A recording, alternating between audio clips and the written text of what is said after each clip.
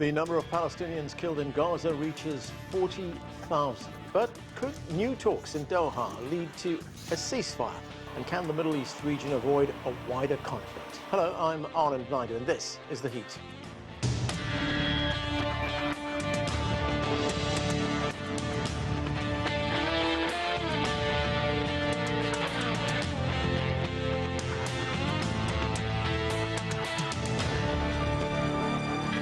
The death toll of Palestinians killed in Gaza since Israel's retaliatory attack last October has now surpassed 40,000. That's according to the Gaza Health Ministry. But can diplomacy work as a new round of talks got underway Thursday in Qatar aimed at delivering a ceasefire and releasing hostages held by Hamas? Meanwhile, there are growing fears that violence in the Middle East region could further escalate. Israel is on high alert after the recent assassination of a Hamas leader in Tehran that resulted in Iran vowing to retaliate. We begin with that part of the story, and joining us to discuss it is Mohammad Marandi. He is Professor of English Literature at the University of Tehran. Dr. Marandi, welcome to the show. Thank you. Israel right now is on high alert for a possible attack from Iran. It follows the recent assassination of the Hamas political leader Ismail Haniyeh in Tehran, which Iran accused Israel of committing. How serious is the threat of Iranian retaliation? Very serious indeed. The Iranians will definitely carry out a retaliation. After all, in April, the Israeli regime bombed an Iranian embassy. The Iranians took this to the UN Security Council. The US, France, and the UK and Germany, they refused to condemn the regime, and effectively they endorsed the bombing of an Iranian embassy. And so the Iranians recognized that the only way to prevent the Israelis from bombing the Iranian embassy again or an embassy in another country was to create deterrence. And so the Iranians carried out a strike on the Israeli regime. The strike that the Iranians carried out was partially an intelligence gathering operation. Partially it was to force the Israelis and Americans and others to fire all the missiles that they had, to force them to empty their stocks, but also, as I said, to gather intelligence. And partially it was to send a message. A number of more advanced missiles were also fired along with old drones and old missiles, and those missiles struck their targets. So it was a message, but it was also a limited response that was designed to create deterrence. Again, the regime carried out an attack in Tehran, but this time they struck Iran itself, they struck a government guest house, and they murdered a senior foreign official and a close friend of Iran and Iranians. So obviously there will be a retaliation. The deterrence that we saw established in April didn't last long enough as we had hoped. So the Iranians will hit harder this time around. They have no other option. If Iran does not strike the Israeli regime will do something more outrageous in the future. There are more talks which are taking place in Doha on Thursday to achieve a ceasefire. I mean, there's also speculation that if a ceasefire is reached, if there's agreement at these talks, it could de-escalate the tensions between Israel and Iran. Is that likely? How do you see it? Well, Iran has been demanding a permanent ceasefire for 10 months now, and an end to the genocide in Gaza that the regime, with the help of the collective West, is carrying out. We see it's getting worse as things progress, and some reports put the deaths in Gaza much higher than the numbers that we see today. According to the Lancet Medical Journal, which is a very old British journal, and a report that they put out, and it's online, up to, by now, more than 200,000 Gazans, Palestinians, were probably died as a result of these atrocities. directly and indirectly. They said, I think, 186,000, but this report was weeks ago. So, of course, Iran wants an immediate ceasefire, but that is a separate case. The regime carried out an atrocity in Iran, and it will have to be punished, just like the regime carried out an airstrike on a civilian target in Beirut. They bombed a apartment block to kill a Hezbollah commander, but they also murdered ordinary people. So these things are separate cases, and the regime has to be answerable for these atrocities.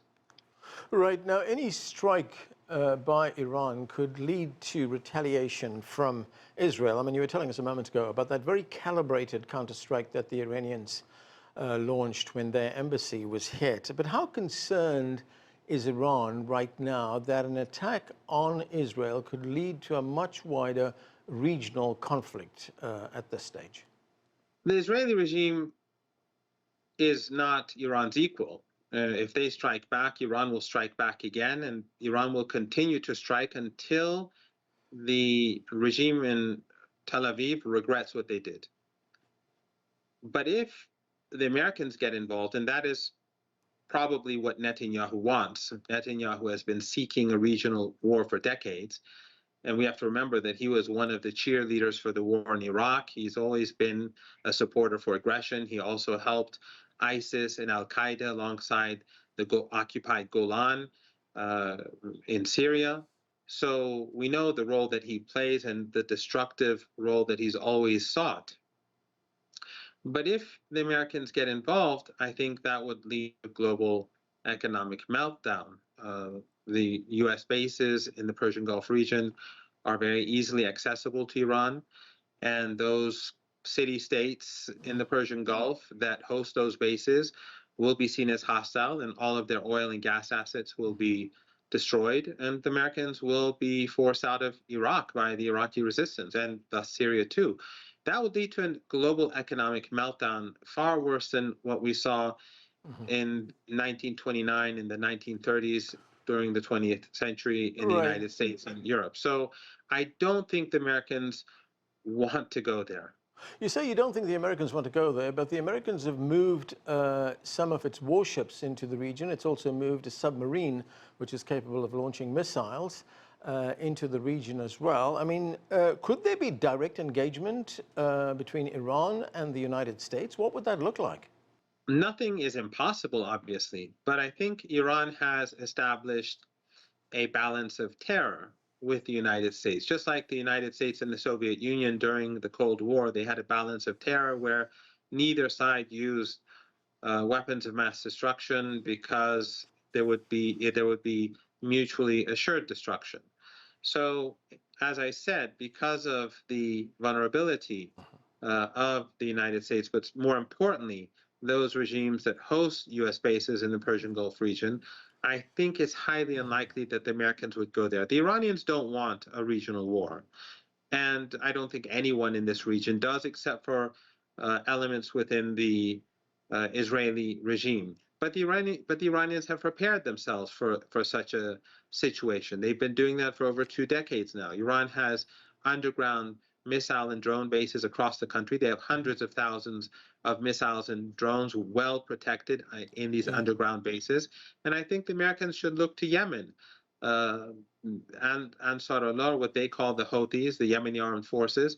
They've effectively defeated the American Navy in the Red Sea. Iran is, I think, infinitely more powerful than Yemen. So I think the Americans will be cautious. Okay, and just one final point, if you could be brief, please. You pointed out a moment ago that a senior Hezbollah commander was killed, among others, in Beirut by an Israeli strike, and Hezbollah has launched a series of strikes across the border into northern Israel. Could we see this escalate in the days and weeks ahead? That is quite possible. Hezbollah has said that they will retaliate for the bombing of Beirut. That was a red line, and the Israeli regime was not supposed to cross it. So they will see retaliation, just like Iran said they will carry out retaliation, and just like Yemen said they will retaliate, because the Israeli regime, when they bombed Yemen, they did not bomb the armed forces or Ansarullah. They bombed Al Hodeidah port, killing ordinary people who are working at the port. So the regime, the era in which the Israeli regime can just slaughter people and massacre people with Western support and not face consequences, that era is long gone. Dr. Mohammad Marandi, thanks for joining us, sir. Thank you. And for much more on the Middle East crisis, joining me now from Jerusalem is Sara Yael Hirschhorn. She's an historian and political analyst. Also with us is Khalil Jashan. He is Executive Director of the Arab Center in Washington, D.C. And from Lebanon, we are joined by Nabeel Khoury. The former U.S. diplomat is now a non-resident senior fellow at the Arab Center in Washington, D.C. Welcome to all of you. Sara, let's start with those talks taking place in Doha right now, which are aimed at getting to a ceasefire and the release of hostages. Of course, these talks taking place, as we just learned, that the death toll in Gaza has passed 40,000. We also learned in the past 2 days from the New York Times that Prime Minister Benjamin Netanyahu has introduced new conditions for these talks that are taking place. And some of those new conditions have angered his negotiating team, some members of that negotiating team, as well as members of the government. So do you think progress can be made? Well, look, I think that these are obviously multi-party talks and include Hamas, which does not and has not thus far appeared at the negotiating table in this latest round, as well as the United States, Qatar, other governments and intermediaries. So there are many moving parts here. It seems that Israeli demands have not changed significantly over time, and what Netanyahu is said to have submitted is actually considered to have been, we don't know the details publicly, but we think that is actually softened some demands. So perhaps this will help move the process along. But if Hamas is not willing to actually, be present in these negotiations, and it is uncertain what terms they can offer at this time, and whether they are reliable partners in this ceasefire agreement, it's hard to see whether these talks will be any different from any of the previous rounds that have lasted now for almost 10 months, and we've seen really very little progress since day one. Another factor that I think we should add here is this is all be taking place under the specter of a retaliatory strike from Iran. And in essence, Iran has laid down demands that are akin to blackmail. Either get this ceasefire agreement done, or Iran will shoot missiles and drones and other devices at Israel, where I'm sitting, and speaking to you from today. And I don't think these are the conditions under which the parties should and can operate.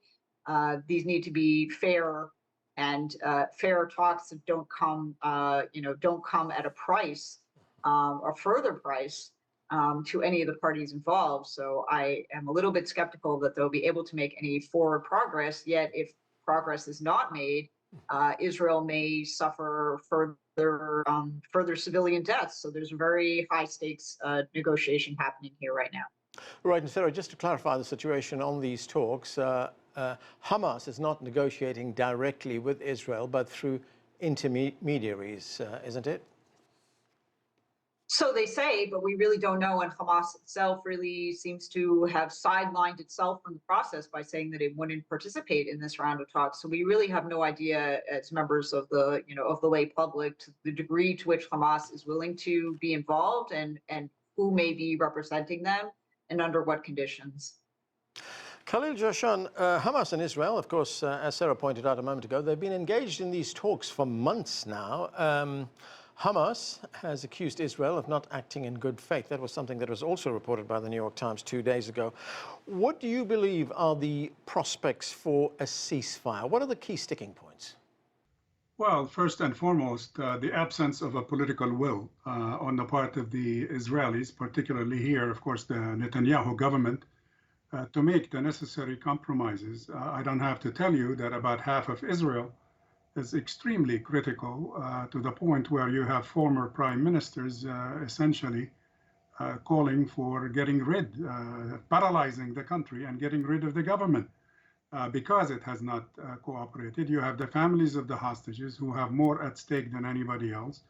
who are accusing Mr. Netanyahu personally and his government for being an impediment to this. First of all, in terms of participation, Hamas has agreed to participate. I mean, they do not coordinate with me, but I know that Hamas has accepted to participate in this process. It is Israel and the US that prefer not to deal directly with Hamas. So at the request of the United States on behalf of Israel, essentially Hamas stayed out of the room. It has been engaged in this process for more than 10 months, however, outside the room. Number two, the person in charge of that portfolio in Hamas, the previous head of the Politburo, Ismail Haniyeh, was in charge of the negotiations. He was the main contact with the negotiating or the mediating parties and conveying their reactions to the Israelis and to the Americans. He was assassinated by the Israelis. I don't know what for. I mean, if you kill your negotiator, who the hell are you going to be negotiating with? So Hamas is participating in the process. Even today, as we speak, it is not in the room because they said if this process is about the Biden plan, then let us know what is being offered and we are engaged, fully engaged. If it's the Biden plan, if it's new conditions being imposed by the Israelis, then we're wasting our time. Tell us when you're serious. Tell us when the agenda is serious. Tell us when the offer is serious. So it is false to say that Hamas is not engaged. Hamas is engaged fully in this process, as you just said, through intermediaries and fully engaged at the highest levels. Right. Sorry, Sarah, you want to say something? I was going to say they explicitly said, however, that they would not attend this round of talks. So any substantiation that they're working through intermediaries, I think, is all rumors. We hope so, but they have explicitly rejected participating in this round. Yeah. Okay. It is not rumors, Sarah. It is guaranteed, and they are in touch as we speak. It's well known. The Israelis know it very well. Yeah. Some people in the media misrepresent what's going on, but Hamas is attending and is engaged in this process. Otherwise, the officials from the White House wouldn't be in Doha today. Right. I want to get to Nabeel Khoury. Nabeel Khoury, let's look at the bigger picture here in the Middle East. I mean, these talks might be successful. They could collapse. There's also the threat from Iran that it will attack Israel. That's in retaliation for the assassination of the Hamas leader. How great is the risk of there being a regional escalation here? Well, look, just briefly, one of the top Hamas officials, Khalid Mish'al, is in Doha. He lives there. And the Qataris talk to him every day.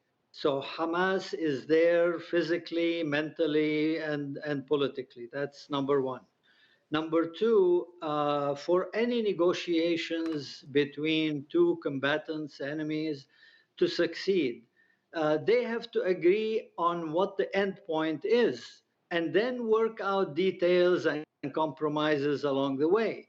There is no agreement on the end point because Netanyahu has said right from the US Congress that there will be no Palestinian state and that he will not stop the war. He may stop it briefly to get the hostages back, but then he would continue until he achieves the other goal, which is the total destruction of Hamas.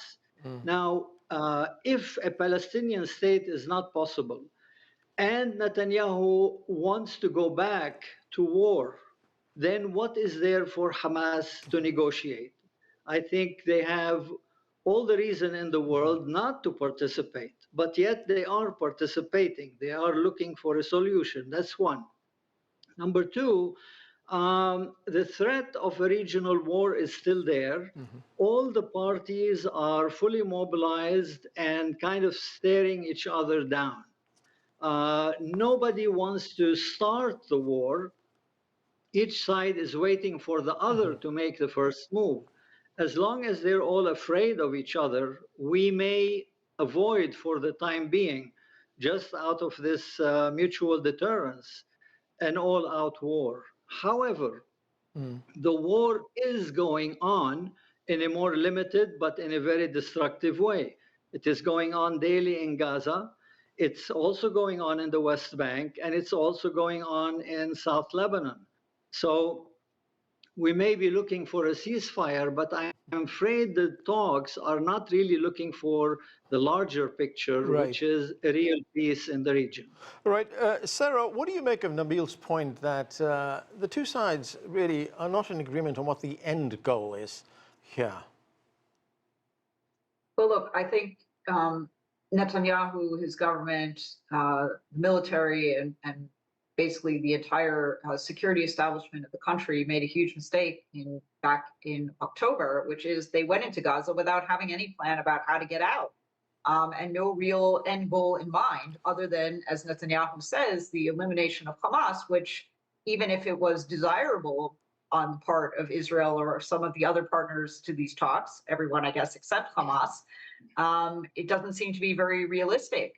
So there's a real problem here in terms of defining a consensus over how a war can come to an end, or how a ceasefire can be put into effect. So I agree with Nabeel on that point, that there's issues here. But I think both the United States and Israel recognize Hamas as a terrorist organization, and they are not necessarily looking to see it govern Gaza for the future, or to see it continue as a political force in Gaza or Palestinian society as a whole. So there certainly isn't a consensus over the aims here, but some of the stronger partners to these talks have that goal in mind. Right, and Sarah, there may be one other motivation for the Israeli government to come to some kind of agreement with Hamas and what is going on in Gaza right now, and that is Israeli public opinion. Where does Israeli public opinion fall on what is going on? Well, first of all, 73% of the Israeli public wished that Netanyahu had resigned, not only yesterday, but months ago. So he is very unpopular, and the hostage families and even people within the political ranks and security establishment have accused Netanyahu of dragging his feet on the hostage talks. I think, as Khalil Jashan had mentioned earlier, and this has caused great anger and consternation, particularly amongst the hostage families, who are waiting every day with not many days left for their relatives to return from Gaza. These people have been hostages now for over 311 days, and how many more days they may survive is really in peril. Yeah. So public opinion is very negative, but there is no other alternative other than Netanyahu as the head of state and his very accomplished and senior security establishment flank that has gone to Doha to participate in these negotiations. And I think they are very serious people who understand the aims and what's at stake here, and that Netanyahu's political ambitions are shelved when they're having serious talks there. So I hope that Netanyahu's interference can be limited by the professionals who are taking part in those negotiations. All right, Khalil Jashan, what about American credibility in what is taking place in this negotiation process right now? America is the key mediator in these talks. The United States says it's pushing for a ceasefire, but the Biden administration also just approved another $20 billion in arms sales for Israel, and that includes scores of jet fighters. And this was only a day after Israel used bombs supplied by the United States to strike a school in Gaza, which left almost 100 people dead. So what is the kind of message that sends to the Palestinians? The total opposite from the message that the White House keeps telling us that it is sending to the region. Frankly, when you ask where is the credibility, what credibility has to be asked here? There is no credibility, because the U.S. has ceded it. This administration has been so contradictory from day one. On the one hand, it gradually, if you will, started asking for a ceasefire. But if you remember, for 7-8 months, it refused to endorse a ceasefire and chose to give Israel a veto power over continuing the war. And what we're going through today, the difficulty in resolving issues, and the difficulty we face in reaching an agreement in Doha today, is the direct outcome of this self-emasculation by the Biden administration that opted strategically, wrongly, but strategically, to basically give Israel a green light to continue this war. It's still doing it even today as we speak. So it is kind of a self-inflicted wound on the part of the administration. And the message it is sending to the other side that the US is too biased to mediate this conflict.